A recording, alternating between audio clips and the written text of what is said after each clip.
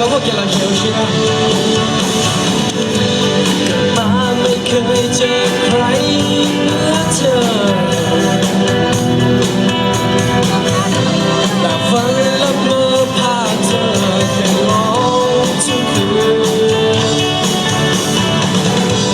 อาจลองพระได้อยากนอนไม่นอ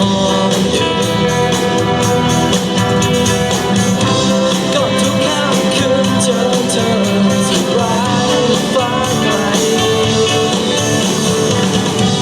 มันได้เพ้อฟ้าโลก็หลงเชื่อชนโดยเธอไม่รู้ตัว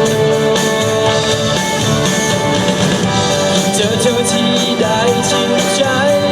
เต็มตัวฉันกลัวเธอไม่สนใจอย่าเดินเข้าไปบอกว่ารักเธอเวลาที่เธอส่งยิ้มมาโอเคเมื่อดังโลกนี้สงสัยขึ้นทางในช่วงเวลา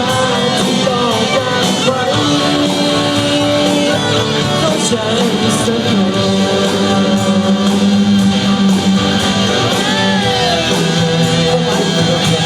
老小大哥，干嘛就等到出来嘛？我没找着。不是。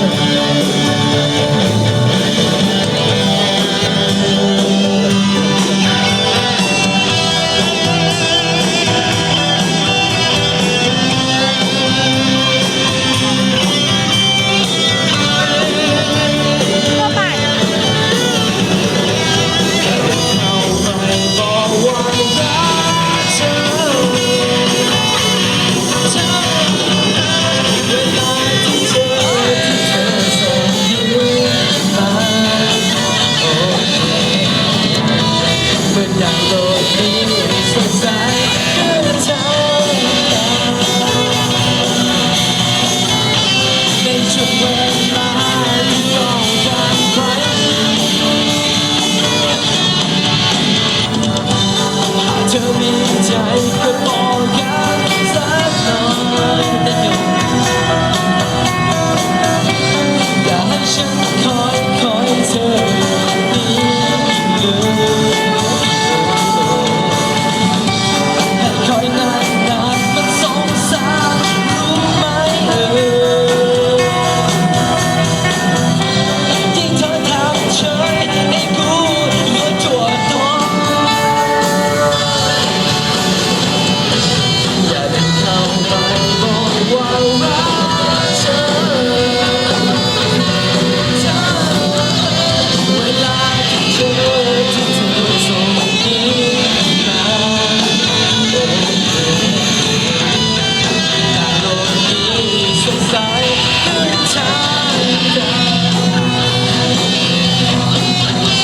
ในช่วงเว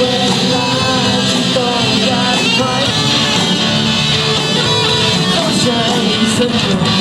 น